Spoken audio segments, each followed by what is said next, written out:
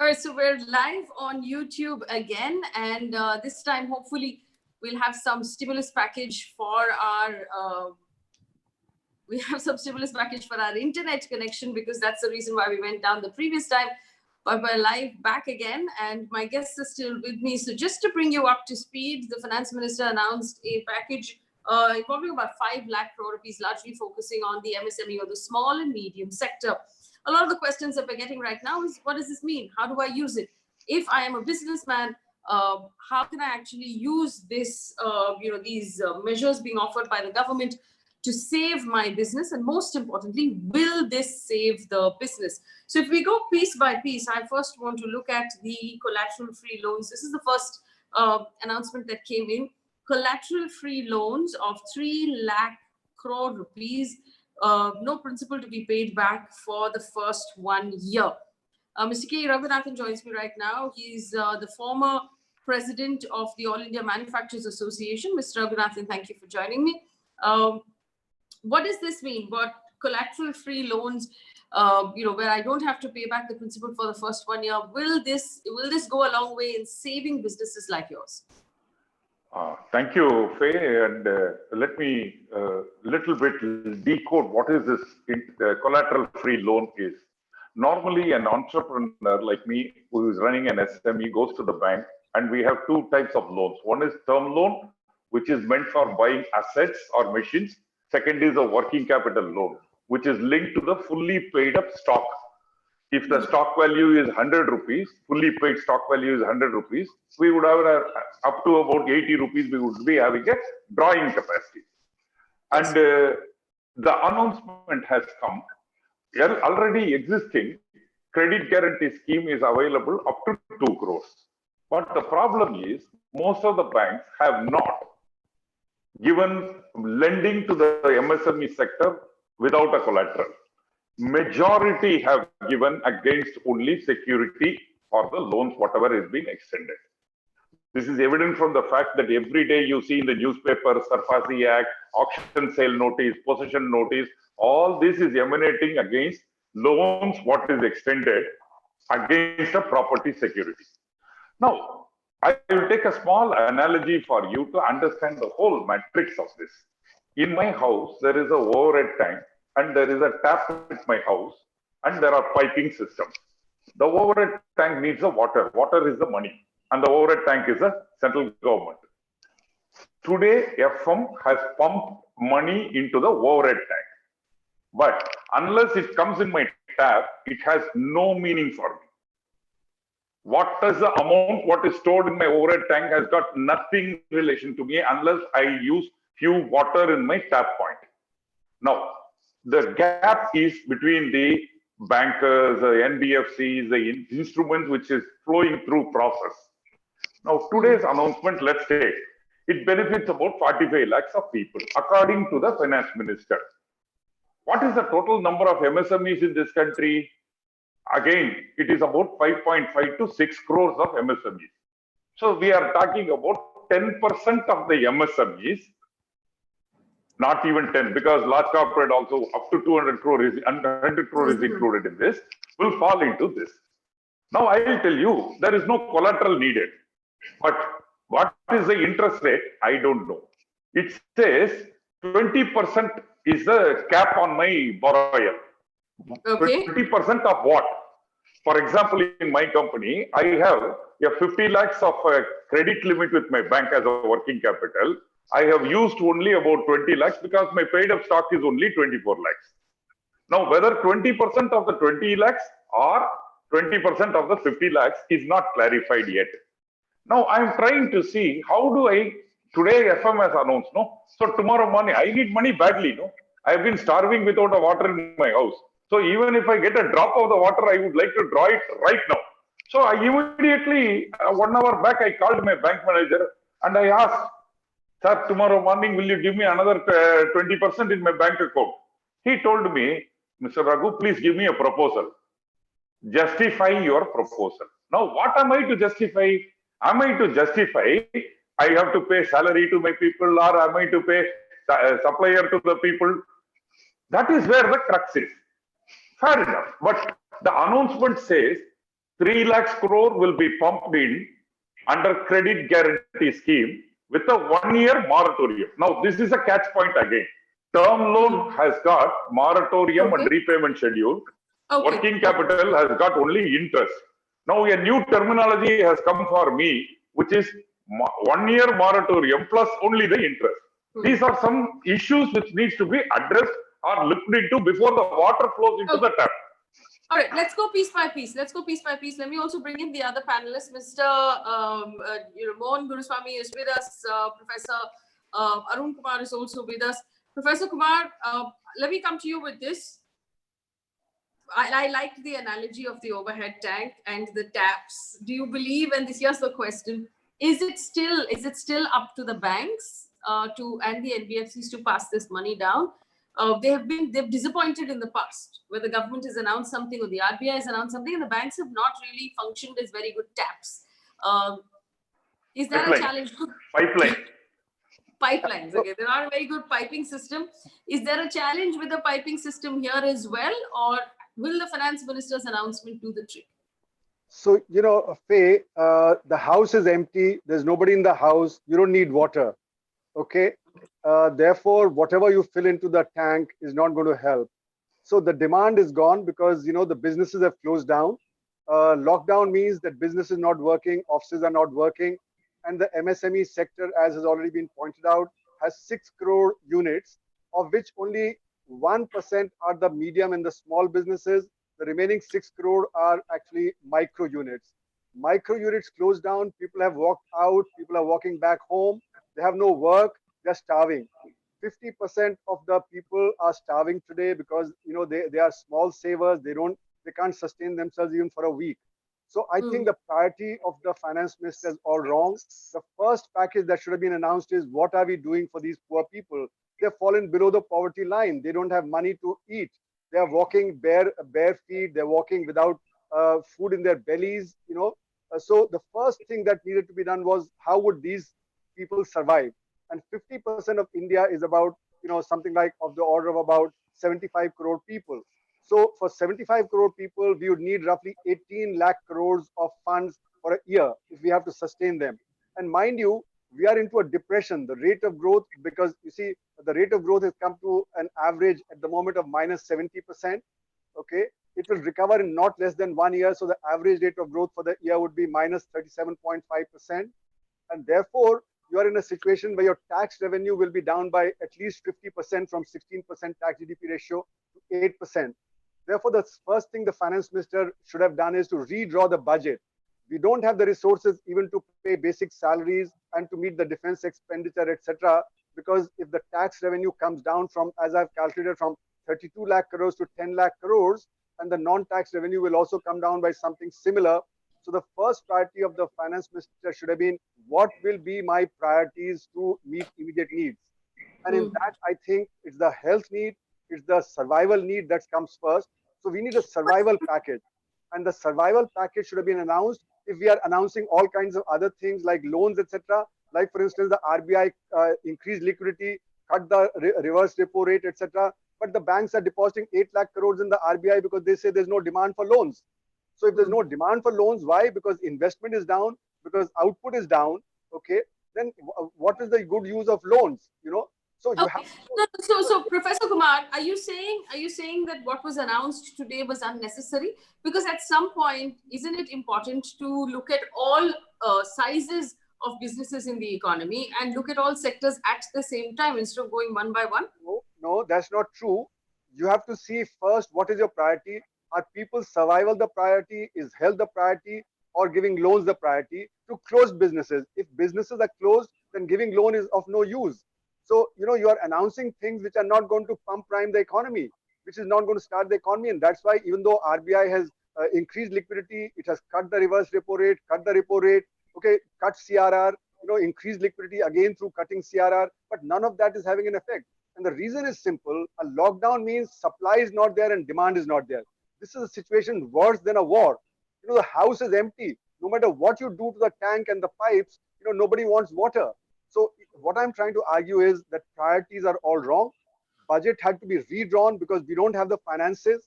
The tax collection is going to be down by something like 67%. So you will not be able to pay salaries. Like Maharashtra government is not able to pay salaries. States don't have money. GST collection in the month of April is down to less than 10% of what it used to be. And if GST collection is not there, how do you pay salaries? Yes. States depend on GST for it. So my argument is that our priorities have to be right. If we don't prioritize and we don't redraw the budget, then no matter what we announce, it is not going to have an impact. It will be futile to keep announcing these things if we don't do the basics right. Okay, and we have to think we're not going to recover back to January 2020 in the coming future. So we have to have a new thinking. This thinking is what is the pre-January 2020 thinking that is coming to the fore. Whereas we have to think out of the box, we have to think anew and plan for it in a very different way. Okay, let me bring in Professor Aman Agarwal as well. Professor Agarwal, we just heard very interesting arguments both by Mr. Raghunathan and Professor Kumar about what the government need to have done right now, redrawing the budget or prioritizing the fact that the businesses actually get money. I get the sense from the smile on your face that you disagree. What is your point right now? And do you believe that this will save the industry? You see, you raise a very interesting question, but I would like to begin with what you started about subordinate debt. And that's where the important issue is. And the important issue is that they could have given it a regular debt, and that would mean that everything remains in the hands of the manager, and they'll have to term the palms of the managers to get the loans. As I had a colleague talking about the way banks give loans and the kind of difficulties for them. And that's why the subordinate debt has been raised to ease that liquidity. Now, let us understand that even when a plumber fixes the water tank, you don't get water immediately as he moves his steiner from the tank, and you don't get him water in seconds. So there is that time which is always there. And you don't expect your bank manager to respond to what the FM has said today morning till he gets a regulation comes in from the RBI, because he's supposed to be governed by the RBI and not the Ministry of Finance directly. He has to abide by it, but it is the RBI which has to send him the notification, and it could not be sent before the FM speaks about something. So let us be clear on those facts. Secondly, please understand, the government has given 10% of GDP. The US government with such a large stake has given 13% of GDP. And this government, in the previous show on the 5th, when we were talking, I said, please wait, there is a plan which is expected. And let me tell you, most governments have come out randomly giving out these structures. This government has brought in administrative measures as well as the others together, where they've given relaxation in a number of days, which most governments have not given. Most governments have not talked about relaxation of dates, tax briefs, and so on and so forth. I've been listening to most of these governments which have been giving out. Now, that is something which is called structured planning and structure. And I think it's important. What Arun is saying is right. I think we need to, and that's what I said at that point on 5th, that what needs to be attended to is what government is trying to attend to. But then it needs to lay out what is expected to happen in the next 3-4 weeks for the government to have a plan to go forward. And I think from their perspective, it's well structured, very well laid out. Yes, implementation partly is difficult, but when it comes to DBT, it can be immediately implemented because they already have. When it comes to other factors, it is easy for them to implement it. But yes, when it's a question of food distribution, it will take some time. So let us give them something. We don't expect magic to happen overnight and, to be shown results in just half a day when the finance minister is announced. So let us please take on side. It will come in place. All right, Ms. Mohan Guruswamy. So this is what we have for our viewers who have just tuned in or who are tuning in. The finance minister has said that if you're running a small, medium business, you can get a collateral-free loan without giving any sort of, land or your property as collateral, and take 4 years to pay that back. They've also said that if you are defaulting on a loan that you already have, up to 20% of the total money that you have borrowed, the government will adjust it, Mr. Guruswamy. How would that work? It will work in the sense that, you're not going to put your property or your house or your wife's jewelry as collateral. And to that extent, it will work. But, money will be lent for the work in process and for raw materials against stock. So that collateral is automatically there. And if you buy this term loans, you buy against plant and machinery. So that collateral is there. To say that there is no collateral is wrong.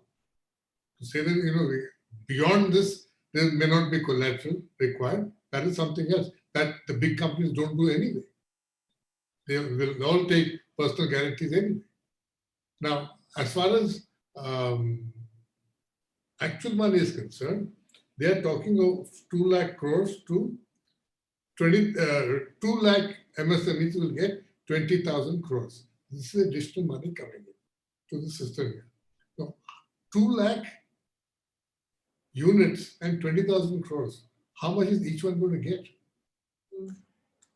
Now, you see, the scale of things in this country is very different, huge. And if Arun said is right, if demand is gone, and your immediate problem is that you got 120 million people without wages, who are wageless. You know, I said on the Hindi channel, "Bevatan ho gaya or bevetan ho gaya." So you, without them, how are you going to put money back into their pockets to revive demand? Primary demand is gone, and you have no scheme for infrastructure, no scheme for new projects. Now this is not infusion of cash as the Professor Agarwal says. This is juggling around the existing money. When you talk about Trump's plan or Japan's plan, that in the US they're doing $3 trillion of additional money coming into the system. In Japan, it's 20% of GDP. In Britain, it's 5.6% of GDP. So this is new money coming in. There's no new money coming in here. It's as if you need to build a new room in the house, and you say, I'm going to get a new house and keep shuffling furniture. This does not solve any problems. It does solve a few problems, but doesn't take care of the huge, gigantic problem on our hands. How to get these people back at work? And going to be huge labor shortage. Already in Telangana, people are paying, our contractors are paying 1,000, 1,200 rupees a day to get these laborers back. The other day, 220 workers came back from Bihar to work in rice mills, and the minister went to receive them at the station. So you see, there are serious issues out here. And you're going to infuse cash now. You can't say that, please, sir, please starve for 20 more days, and then we'll come with a plan for you. That's not going to happen. So effectively, gentlemen, what you're saying is that the government's focus needs to be on reviving demand, because if there is no demand, then there's no point in gentlemen like Mr. E. Raghunathan having taken a collateral-free loan for his factory, because who is he making anything for if everyone has lost their jobs and there's no demand? Effectively, is that the correct? Have I understood what you're saying, that the focus needs to be on demand? Let me take this back. Yes, let me take this back to K.E. Raghunathan. Do you agree, Mr. Raghunathan, that the priorities have to be different? Because you've personally been saying the MSME sector deserves the government's attention. Today it has got the government's attention. No, but true, no. See, 50 days we have not functioned at all. Then there has to be, if you admit somebody in an ICU, what you need to give is first aid, no? Put an oxygen mask on me, no, to survive. And then you do whatever you want to do, no? So what is my concern today? Think about my concern today. My concern today as an entrepreneur is, one is my salaries have to be paid. On one side, I have a knife which says, if you don't pay the salary, I'll put you behind the bar. Other side, I am standing in Supreme Court, waiting for the hearing. Third side, I don't have money. Fourth side, if I have money, the bank is not giving me the money because my last digit is not tallying. Now, if I have the bank giving me the money, then the worker is not there because he has gone. Not even in Chennai, nor in Bihar, he is somewhere, which I don't know where he is. All this confusion, chaos, everything lies. In the process, I have to do everything.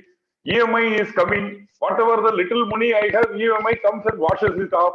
Now, I don't know whom to chase. Everything is now only online. Now, under the circumstances, my survival is a question mark. Now you are telling me, you go, you stand. Now talk about the second scheme, which is NPA being flooded with 20,000 crores. Do you know, Faye, what is NPA? Non-performing asset. If I take a loan with my bank, and if I 3 months installment I don't pay, my account is classified as a non-performing asset. What does it mean? I come into the radar of the banking system that I have a problem in my bank, unit, and it needs to be concerned. Now, the government says, I will push the NPA from 3 months to 180 days. What does it mean? The early warning system has been pushed. By the time you realize that I am not well, I am already finished. Is that the solution? That is not the solution. What the government should have done. But What the that's government the should have relief done. the government is offering, right, Mr. Raghunathan? No, that is not the relief. But no. First is make the NPA become normal account by restructuring his loan. Suppose if I had taken a loan with my thought process to repay it in 36 months, every month I have to pay 10,000. I am not able to pay because of some other reason. The bank should first discuss with me, make the 36 become 60 months, or make me pay 5,000 a month. That they should discuss with me and restructure me. Then only I become relieved. Otherwise, what will happen? Now you are giving me the 20,000 crore, whatever it is. I will take that money and pay the 10,000 rupees. If whether I pay or not, the first bank will take that balance amount and then only give me this, because they will do this. So it is like taking the money from this packet, or it is like putting in another pump from my water pipeline and taking it back to the overhead tank. Okay, So I think the plumbing Mr. analogy Aman, we might have taken a little far today, but I also want to point out that Mr. Okay, I also want to point out to our viewers that obviously I'm new to YouTube and I'm trying to figure this out, but we have something called a super chat, and Rajan Marcus has just given my team and I 1,000 rupees to ask a question, and he has said that this is a highly informative and honest debate, and he's really enjoying this conversation.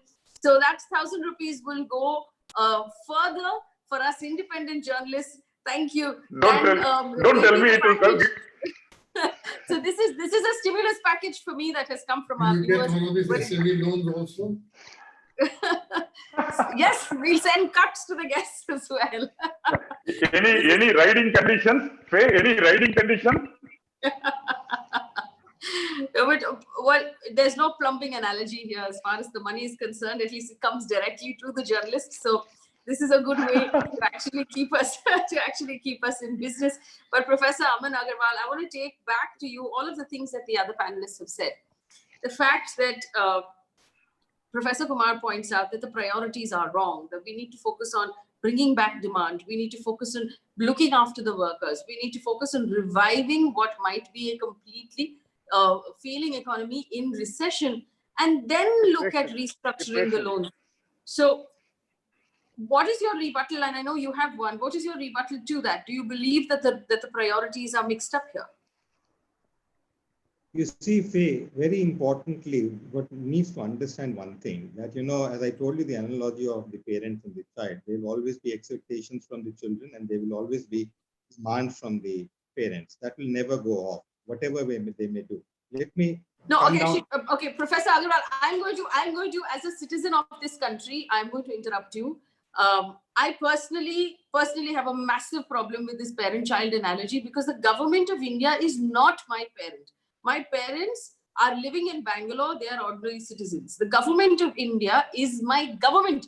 They are an elected body that I have voted for and put in office. They're supported by IAS and IFS officers. They are to be held accountable by me day in and day out. In fact, the government is not a parent. The government is a servant. They are government servants. They are meant to provide service. They are not meant to mother me or father me or pretend like they know better than me. Let's make that very, very clear. There is no situation in a democracy where a government can assume that it knows what is good for the citizen. The government is to do its job and do it in an open public forum where we understand who is advising this government, we understand where the money is coming from, where the money is going, and there's clear accountability. So now that I have said my part, and I have more of a problem with the parent-child analogy than I do with the plumbing analogy, but go ahead. Specifically to do with priorities, do you believe the priorities are mixed up here? I think the priorities are very clear and straightforward. The very fact that partial lockdown was opened up, I have spoken to almost about 12 MSME industrialists, and they're already on the job to get their infrastructure up. They're trying to get their labor up. They're trying to get their machinery up. Okay, so to talk about the fact that things will just change overnight. Secondly, when it comes to lockdowns, there are periods during the year where people celebrate. In the US, every year, I remember when I was studying there 20 years back, on 17th or 18th of December, everything shuts down and then reopens around 8th or 9th. So there are in China, almost for about a month and a half, they celebrate the Chinese Year. And that's where they shut down as well. So there are shutdowns which take place in a normal course of life as well. We take breaks as well. So let us not start talking about the fact that they do not have. Come. Let me complete, sir. I think if every. The analogy is wrong. I think, in any case, the board of balance is not here in this panel in any case.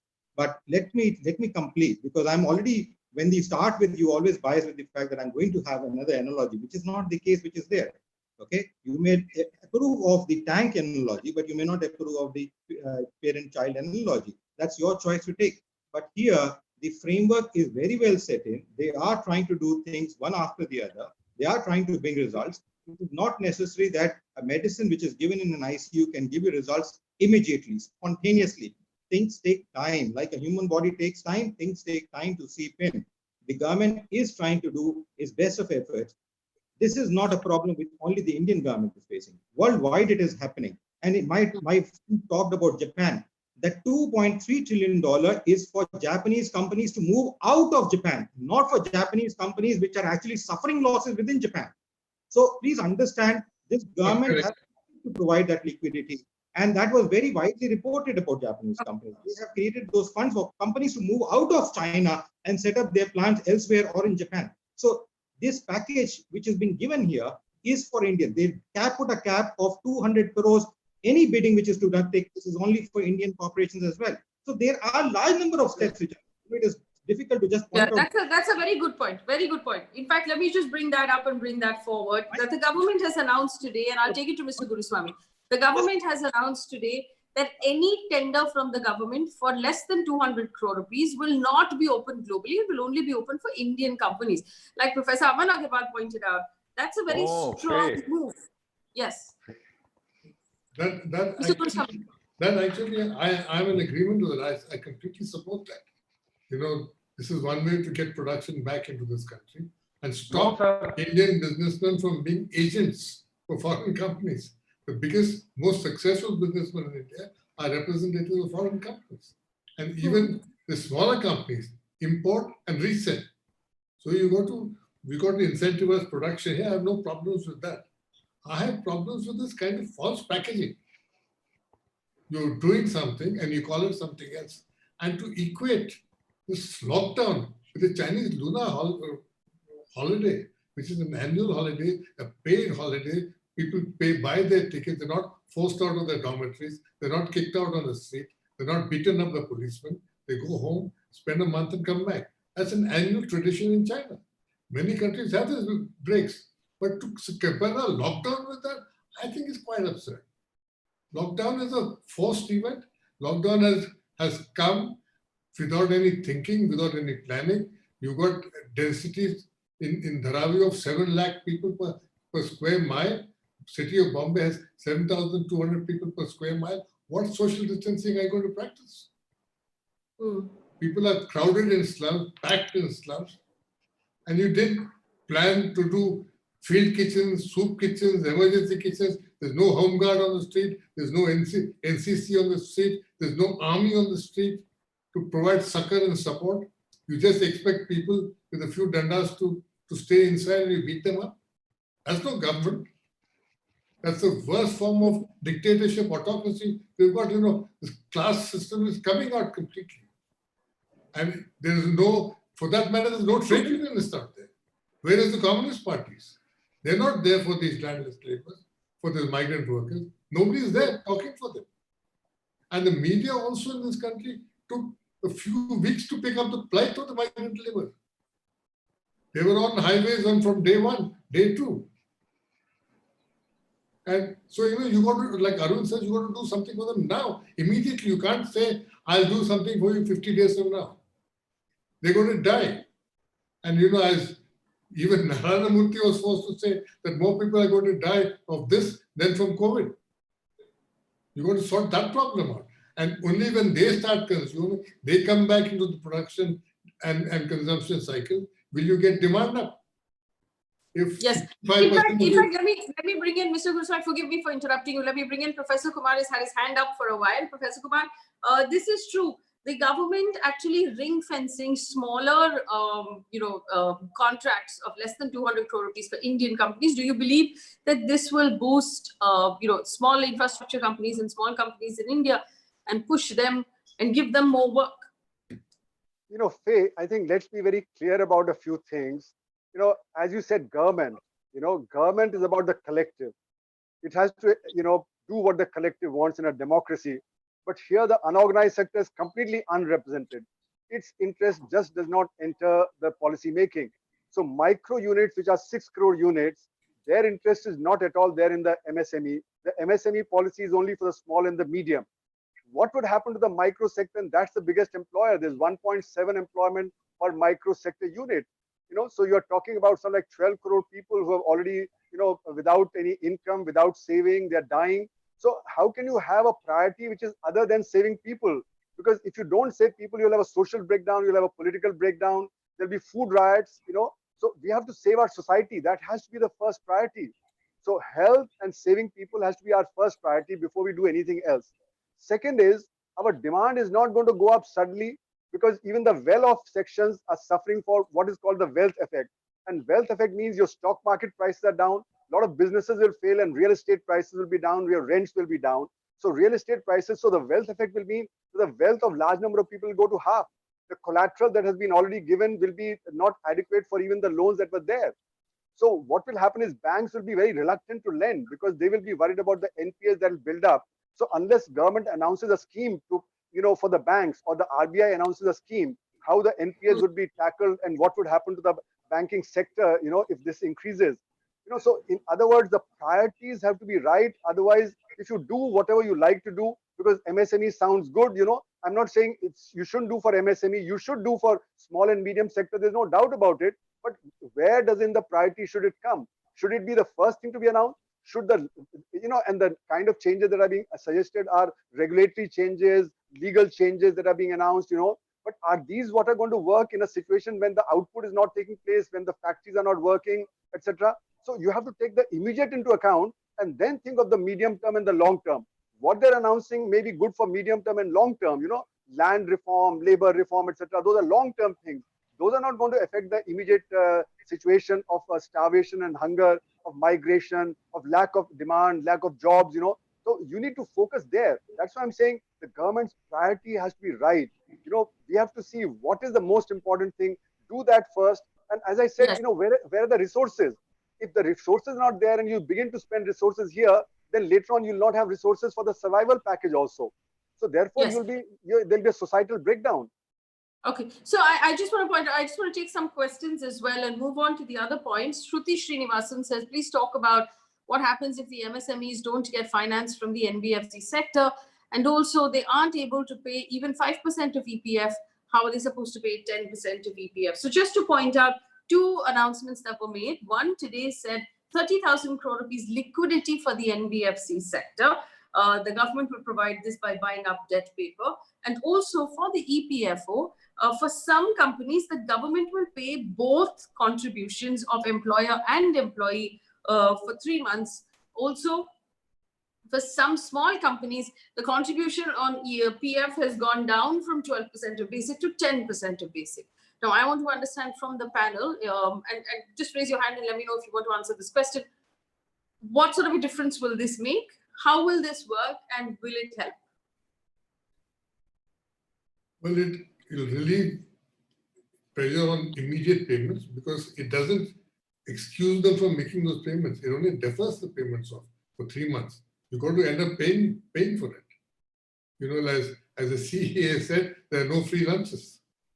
No, sir. No, You don't pay today, you're going to pay tomorrow. And this TDS business 25% exemption is not an exemption. You got to pay taxes anyway. The tax deducted as source reduces. So there's some infusion of liquidity. I think the other good thing is the government has promised to clear all bills in 45 days. I think MSMEs, MEs, everybody is welcome. Contractors, because government is the biggest holder of people's debt. It doesn't pay money. And if this is guaranteed in 45 days, it's a major benefit. But Yes. This is not no infusion of new cash there. It's only an administrative reform, which should have been done years ago. Right. I can see E. Raghunathan with his hand up. You don't agree, Mr. Raghunathan, that this will actually help small? I need to keep audience informed as well as you informed that I represent the EPFO in their board of trustees. And I represent the employers as a board of trustees. Now, as far as the announcement is concerned, there are two components in it. One component is for those who are coming under less than 100 workers, out of which 90% of the workers are below 15,000 salary, the government pays the PF contribution of both. Till now, it was April, May, June was paid by the government. Now they have extended by 3 more months. That is one good thing. Then there is a second. Those who are not qualified for this, they were not getting any benefit out of it. So the finance minister has today announced that for those who are not qualifying under the scheme can pay instead of 12%, 10%, which in my opinion is not right.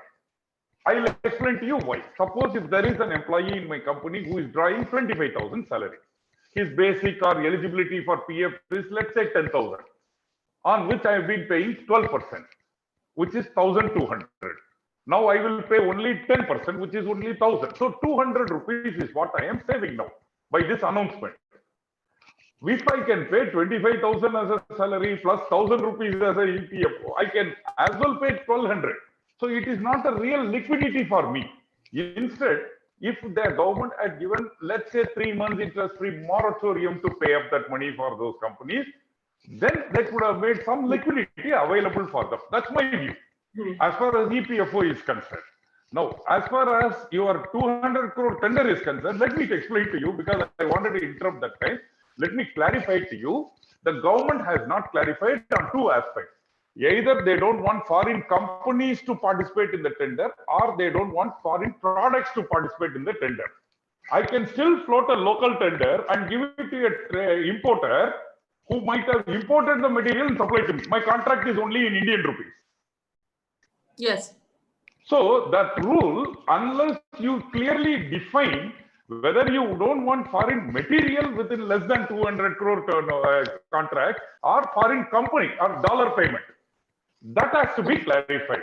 If that is not clarified, then that rule doesn't have any validity. Second, if there are products. I think she clarified it. She said for products manufactured in India. To encourage manufactured products in India, we're not going to allow foreign products to come in. No, sir. Suppose if I am a government department, no, sir. Suppose if I am a government department, I float a tender for buying an item locally. If I don't get anybody to participate in it, then I enlarge my supply, including global. There may be some manufacturer in India. That time of my need, he may not be able to feed me. That may be the problem, no? There can be different problems. So it has to be clarified correctly. Okay, so I understand what you're saying, Mr. Raghunathan, but we might get a little caught up in that. I mean, technically, Go ahead. As long as the first option is given to Indian manufacturers to see if anybody in the Indian manufacturing sector can make that contract, and then after that take it, globally if absolutely necessary, it still supports the Indian manufacturing sector. That is what is the clarification. A couple of two more announcements I want to go through. One, it says that anyone who has a contract with the government, with the railways, with any of the central ministries, those contractors will be given a 6-month extension to complete their projects without any without any sort of punishment for delay. Also, it says interesting, yes, for real estate. Real estate will be able to use this as force majeure and be able to, obviously, as far as RERA is concerned, there will be delays in the delivery of real estate projects, and they are given an option as well. Both of these seem like very sound options to make sure that people are not defaulting on their projects, and we have fewer NPAs actually sort of accumulating over a period of time. Professor Kumar, do you see these as positive announcements? No, Faye, everything that has been done is a positive announcement, but in the medium and long term. My question again is, what do you need to do in a resource constant economy which is cut down? That is the big problem that I'm confronting. Even on the EPFO, even if you're giving only 1,000 crores, the question is, where should that 1,000 crore go? To people who are employed, people who have income, or to people who have just completely lost income? 50% to 70% have completely lost any income. So where should our resources go? And the real estate market is down. It's way down, and it was down even before. And now, as I was saying, property prices are going to collapse. So, your property markets face a completely different problem than the one that is being addressed here. We are not taking into account the fact that the real estate market is going to continue to go down as businesses fail. And many businesses are highly leveraged, and they are the ones who are going to fail first. Many shops, like malls, for instance, people are not able to pay rent. And therefore, many shops will close down. As today's report says that at least 20 to 30% of the shops will close down. Many businesses will close down, and all this property will come in the market. There'll be no buyers. So I think the point I'm making is, let us identify the problem first, address the problem, prioritize the problem. What I'm seeing is long term, medium term, but I'm not seeing what is to be done now when the crisis is today. So therefore, we must do for the small and the medium sector. There's no doubt about it. But what is the focus? The micro sector should be the focus today. And small and medium will also come into that. Similarly, on the real estate front also, we are advising the states, that the COVID-19 period should be force measure, etc. But the point is, if all contracts begin to fail, shops close down, then how would this all work? So I think we need to focus on what is the immediate problem. And I think that's where the government is not coming out clean. What is their analysis? What is the short-term problem? What is the medium term and what's the long term? What is the solution for the short term, which is the immediate? You can't tell the workers, go hungry for 50 days, we'll take care of you after 50 days. There'll be food riots, there'll be societal breakdown as a result of that. You have to deal with the food problem today.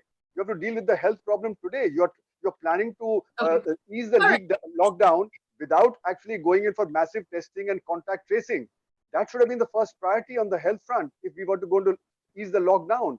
So I think the prioritization, as I said, is completely incorrect. And these things can be done in the medium and long term. That's a different matter.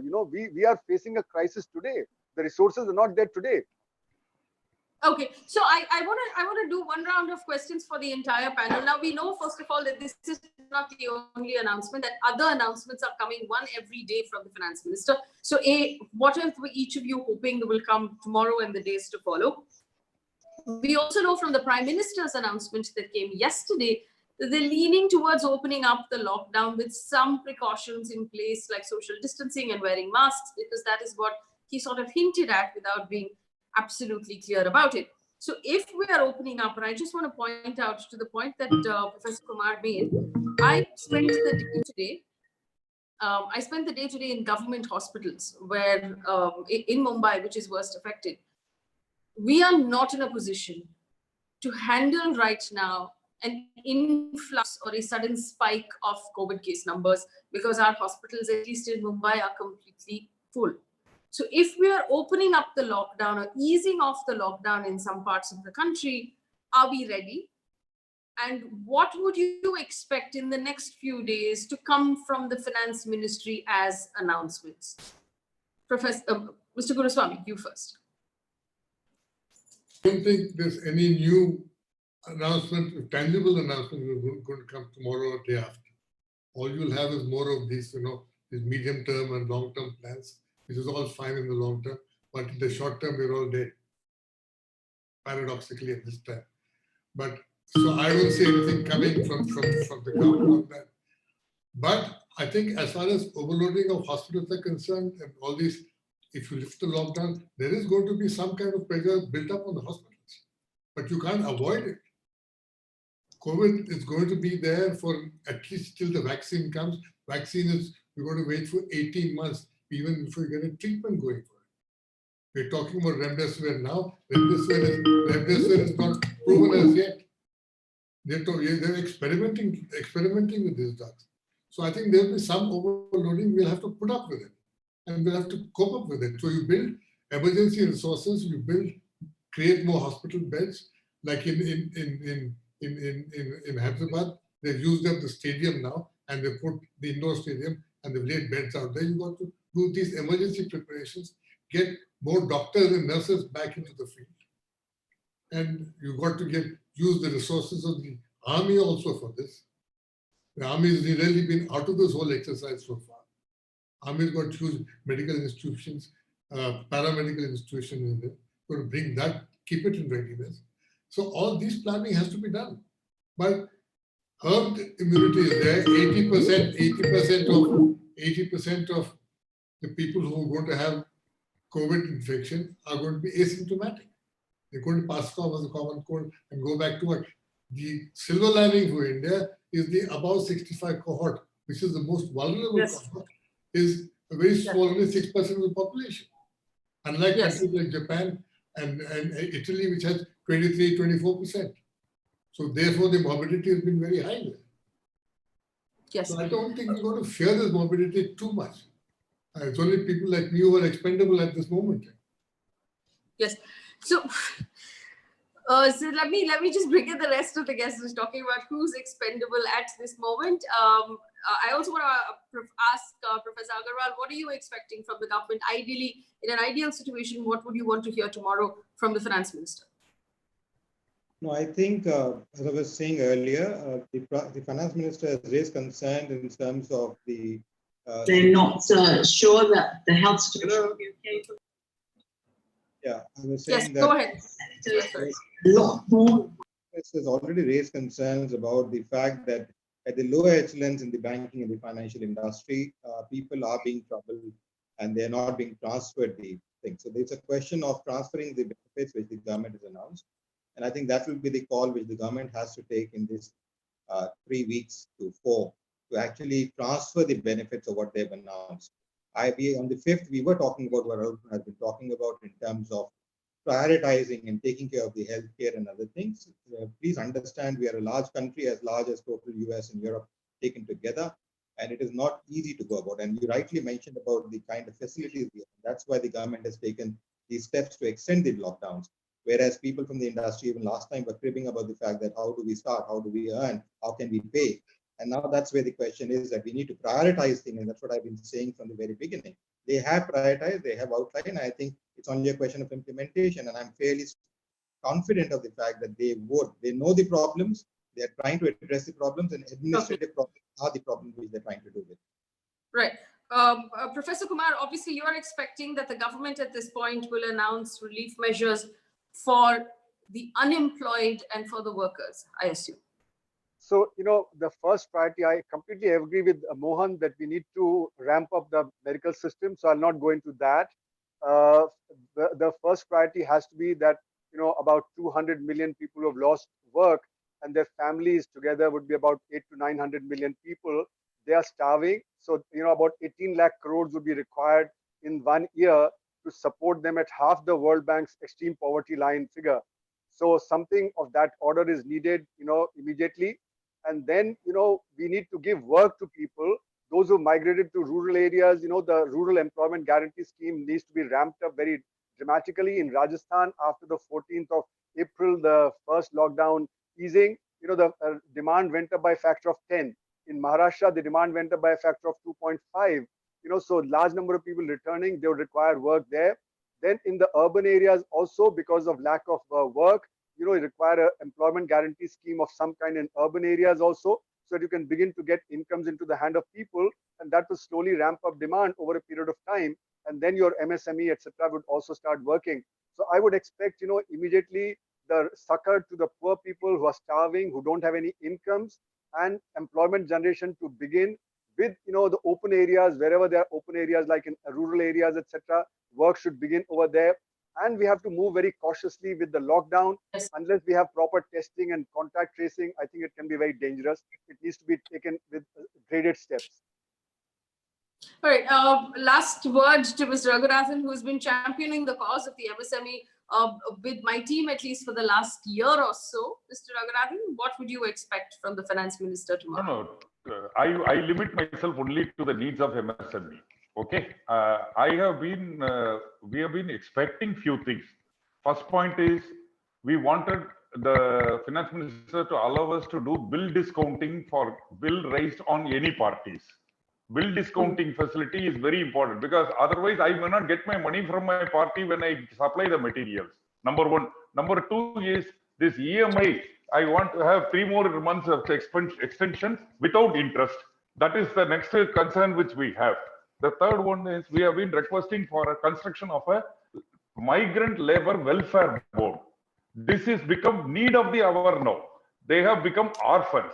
So I have already requested the Union Minister for Labor that we should consider establishing migrant labor welfare board at every industrial estate, export-oriented zone. We should construct 2,000 bedded hostels for them. Then there is a fourth element, this MSME classification. You did not touch today on this. I think you want to do a full day program on MSME reclassification. That's worth it also. Don't forget it. It is worth it because most of the IT companies will now fall under the MSME category. And most of even corporates will come under the micro category. So it's a big subject. Whether it is to be done when my house is on fire, is it to be included or not is a debatable point. Timing is the debatable, not there is a need for a change in classification. But timing is a question mark and the methodology is a question mark. From 25 lakhs investment in plant and machinery to 1 crore straight will become a micro is a very, very dangerous classification. That's a debatable. Do a one-day program on this. And then the fourth point which we wanted.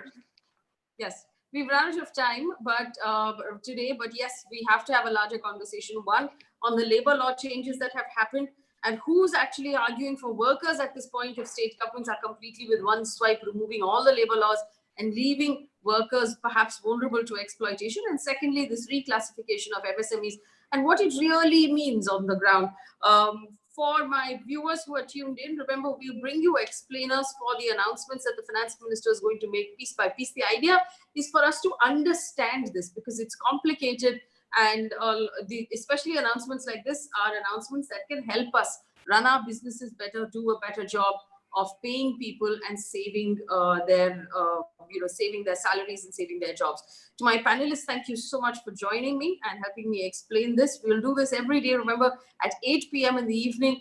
We'll also look at other moves that the government is making during the lockdown. For example, actually clearing up all of the environment clearances for big factories and infrastructure projects in our forests.